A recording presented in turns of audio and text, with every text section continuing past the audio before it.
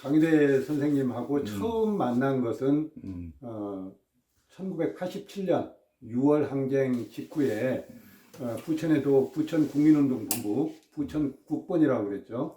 그걸 만드는 과정에서 지역의 어른을 한번 모셔야겠다.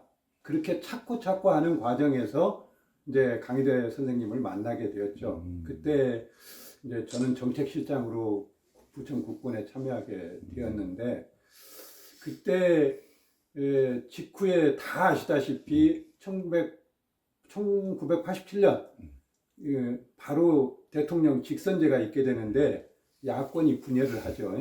다 아시다시피 평민당의 김대중 후보, 민주당의 김영삼 후보, 이렇게 그 분리가 되어져서 선거가 치러지는데, 그때 부천 국본은 공명선거 운동 캠페인과 함께 그 공명선거 감시 활동들을 했거든요. 그러니까 그때부터 1988년 4월달 13대 총선이 있는데, 그때까지도 그 민의가 제대로 전달될 수 있고 발현될 수 있는 그런 공명선거를 해보자, 이렇게 해서 선거운동들을 하게 된 선거 감시 운동들을 했는데, 그때 있었던 일화를 잠깐 소개해 드리겠습니다.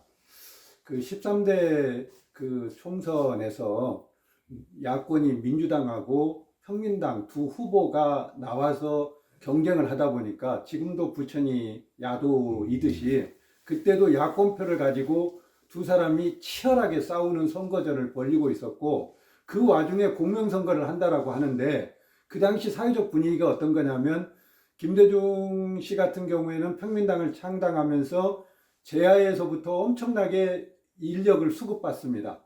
그러다 보니까 민주당 입장에서는 그 제야 세력은 평민당을 편드는 세력, 이런 식의 곡해들을 하고 있었고, 그러다 보니까 시민단체가 공명선거 운동을 한다라고 하니까 민주당 입장에서는 평민당 편드는 운동을 하는 거다, 평민당 당선되는 운동을 벌리는 거다, 이래서 아주 감정이 사나웠었는데, 저하고 강희대 원장님하고 같이 이제 부천은 그 당시 남구, 중구 뭐 이렇게 나누어져 있었습니다. 그래서 남구에 최기선 후보가 입후보하고 있었는데, 그 사무실을 찾아가서 공명선거에 좀 이렇게 동참을 해주고 도와주십시오라는 목적으로 찾아갔었는데, 그 선거사무소라고 하는 게 그 당시 야당이니까 대개 보면 우락부락하게 생긴 젊은 분들이 계시지 않습니까? 강희대 원장님이 아시다시피 아주 호리호리하고 몸매가 가느다란 분인데, 들어서자마자 저는 모르는 사람이니까 그렇고, 강희대 원장님이야 선생님이야 이 지역에서 터줏대감처럼 살았던 분이시니까, 보자마자 이 새끼 저 새끼 욕을 하면서 멱살을 잡고 엎어치기를 해서 땅바닥에 엎어치기를 하더라고요. 저는 멱살이 잡혀가지고 꼼짝도 못하고, 참 그때 당했던 곤욕을 생각하면 젊었을 때 20대 초반에 그 안기부 남산 대공분실에 그 붙잡혀가서 각오하고 맞았던, 며칠을 맞았던 그때보다도 더 소름 끼치는 과정이었는데, 노인네 입장에서는 얼마나 힘들었을까, 이 생각을 하면은 지금도 참 새롭습니다. 개인적으로 강희대 선생님과는 부천 국본 활동을 하면서 만나게 되었는데, 제가 찾아가서 말씀드린 게 있어요. 첫 번째는 절대 선생님을 배반하지 않겠다. 그리고 선생님을 아버지처럼 모시겠다. 그런 얘기를 했었는데, 그게 통해서인지 사실은 그 이후에 부천 시민사회의 어른으로서의 역할들을 한치도 흔들리지 않고, 그리고 어느 시위 현장에서이든지 간에 앞서지는 못할 망정 뒤에서라도 꼭 자리를 마지막까지 지키셨던 분으로 남게 되었습니다. 제가 부천에서 오랫동안 사업체를 운영하는데, 그래서 법인체로 전환하면서 강희대 원장님을 이제 감사로 위촉을 했고, 그 감사를 통해서 어쨌든 조금이나마 그 좀 도움이 되려고 노력을 해왔었죠. 거기다가 이제 그런 인연들이 있다 보니까 강희대 원장님이 부천 사람들 중에서 유일하게 저를 부를 때 아범이라는 칭호를 씁니다. 그러니까 집사람을 만나서 요새 아범이 건강이 어떠냐, 또는 제가 사업장이 이제 부천역 근처에 있으니까 매장에서 일하던 복장으로 가볍게 입고 겨울철에라도 나가면 강희대 선생님이 운영하던 서실에서 위에서 내려다보고 저희 집사람한테 전화를 하는 거죠. 아범이 너무 가벼운 복장으로 나와서 돌아다닌다. 너 좀 신경 써야겠다. 이런 얘기를 하는 가족적인 관계였었기 때문에 사실은 강희대 원장님하고의 그런 인간적 관계가 사실은 저로서는 더 잊혀지지 않는 분입니다. 강희대 선생님은 술을 못 하시는 분입니다. 그러니까 참 연약한, 유약한 선비 같은 모습이시죠. 누구나 다 그렇게 기억을 하실 텐데 강단 있는 선비인 것이죠. 그래서 예를 들어서 본다면 누가 보더라도 악이라고는 전혀 없는 사람이지요.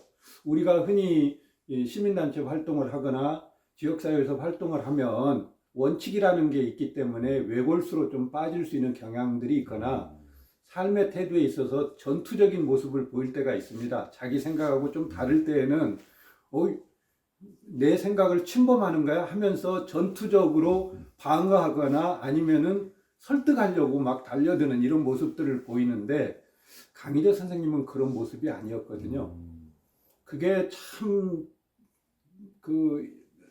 남는 모습들이 뭐냐면 그래서 저 같은 경우에는 친한 사람하고만 친하고 또 친하지 않는 사람들하고는 멀어지기 십상인데 강희대 선생님을 보면 저런 분들하고는 친해서는 안 되는 사람들까지도 이렇게 친하게 인간관계를 맺고 사시는 분이셨거든요. 그러니까 어찌 보면 참 우리하고 생각이 결이 다르신 이런 분들까지도 강희대 선생님을 인정하고 또 강희대 선생님도 그분들과의 관계가 하면서도 원칙을 벗어나지 않는, 그러니까 그런 면에서 본다면 제가 불교 신자였었는데 유마경에 보면 마치 어떤 시장에 가서도 시장 속에 있으면서도 시장에 빠지지 않고 또 그러니까 주색잡기 공간에 있으면서도 거기에 빠지지 않고 물들지 않고 그런 하나의 그런 범상한 모습을 항상 보이셨었던 분이시죠.